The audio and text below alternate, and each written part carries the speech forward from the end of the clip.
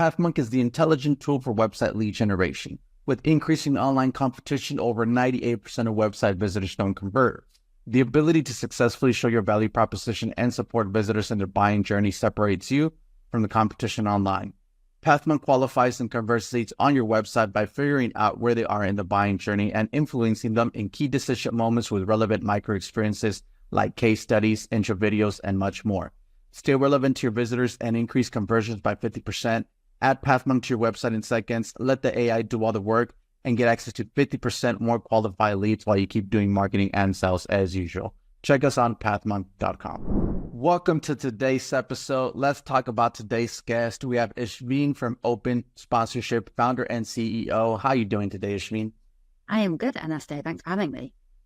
It's great to have you on. I'm sure our listeners are tuning in, wondering what Open Sponsorship is all about. So let's kick it off with that, Ishveen. In your own words, can you tell us a little bit more?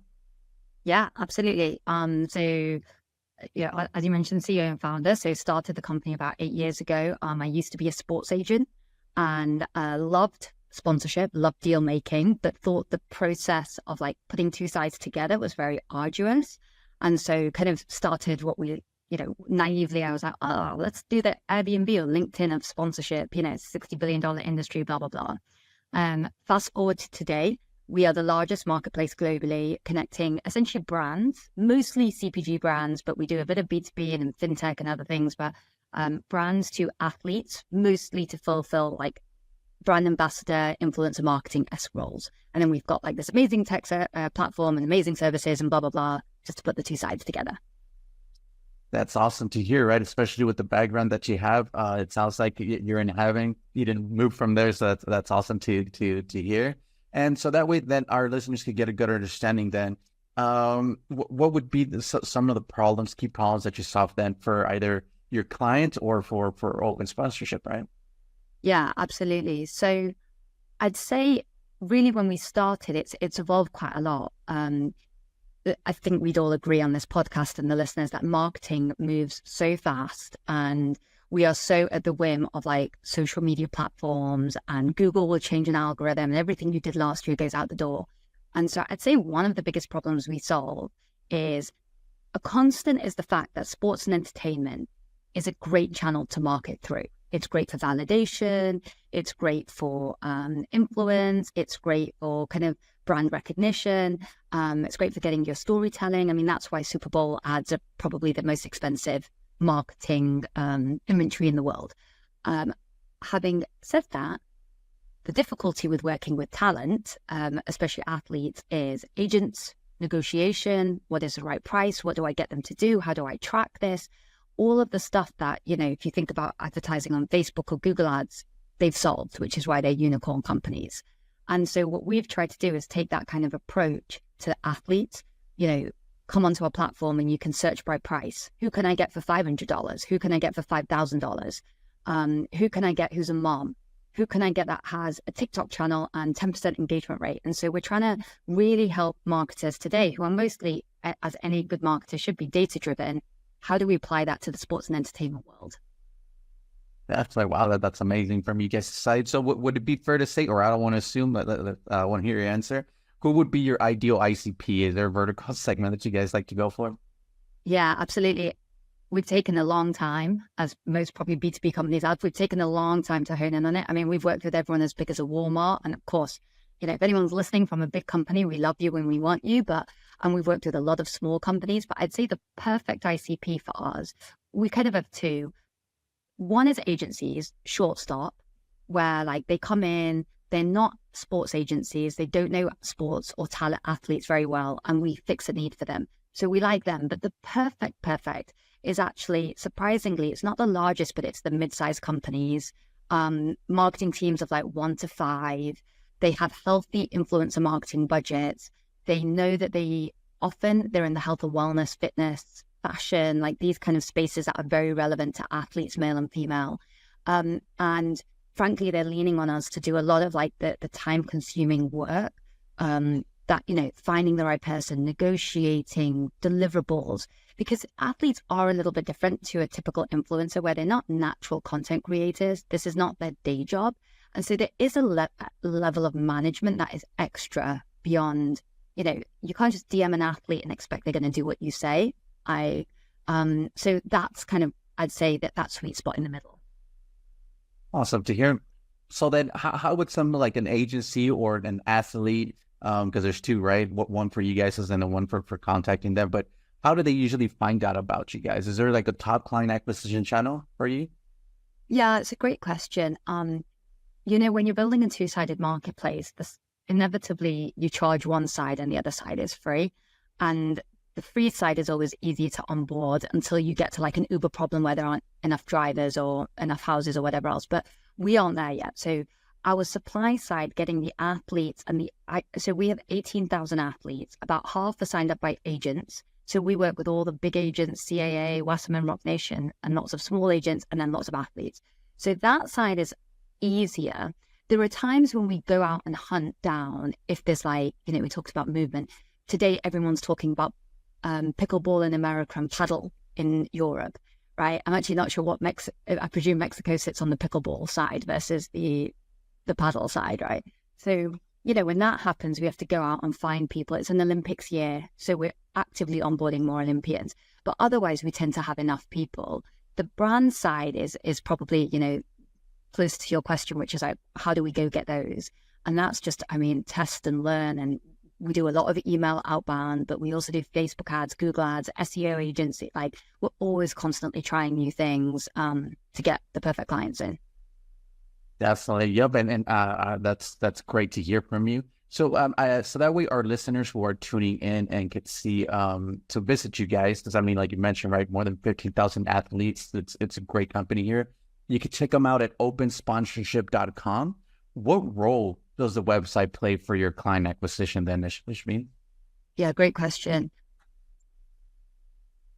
It's a huge part of it. Inbound, obviously, it's 100%, right? That's where they're landing up. We try to do something where we send people to Facebook forms, and frankly, there were too many steps in qualification and all of that, and it was just like a time suck. So we send everyone inbound to our websites. That's huge. SEO, of course, that's everything to do with the blog and pages and all of that.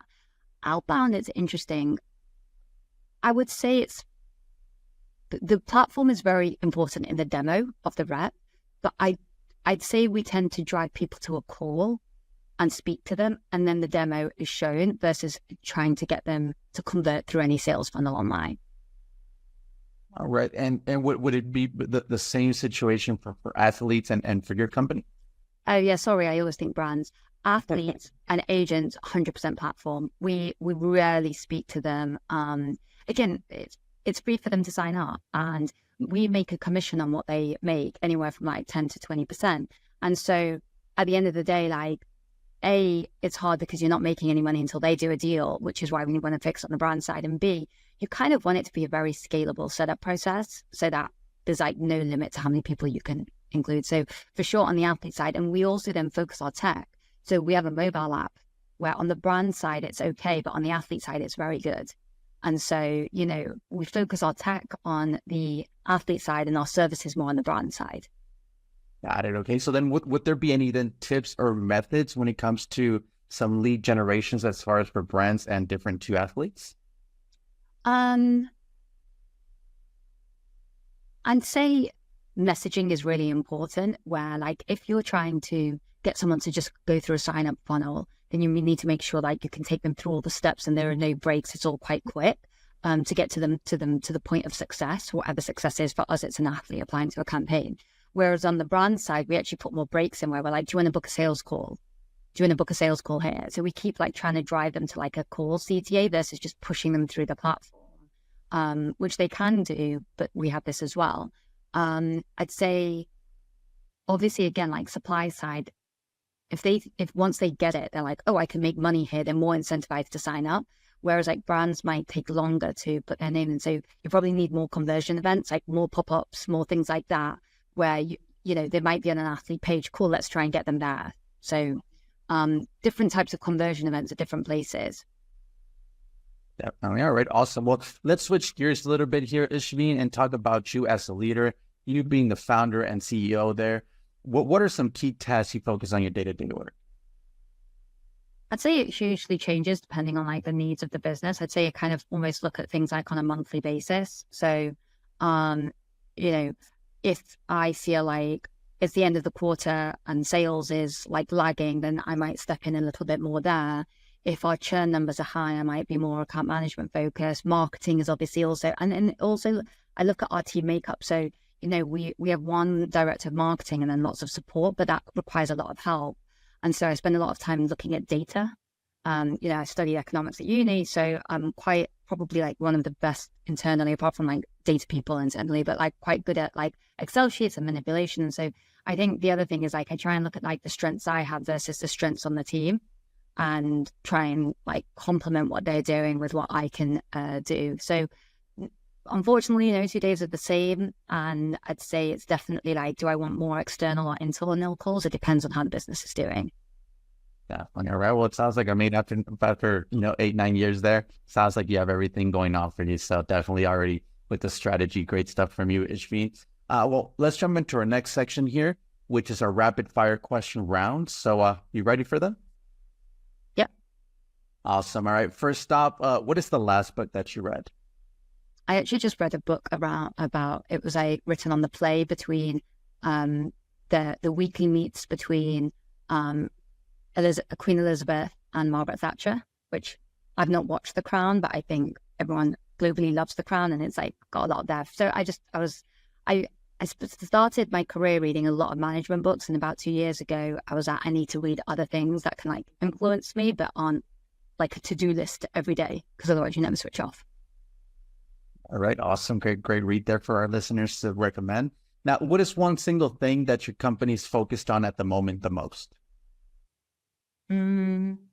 That bit around ideal customer profile, like how do we get more of them on a call through the funnel, turning into clients versus just signing up everyone and targeting everyone. Yep. All right. Awesome. Now, like you mentioned, you have a lot of experience already, but if there would be no boundaries in technology, what would be that one thing that you want to have fixed for your role as a marketer today? Matching. So we've spent a lot of time trying to match. I would love for any brand to be able to come in and 2 clicks and they're shown the perfect athlete for them and told what to do, how much it'll cost, and even what the ROI they'll get. So if I could have my dream, that's what I'd be. Definitely. Yep, definitely. So if there was one repetitive task that you could automate, what would that be? I'd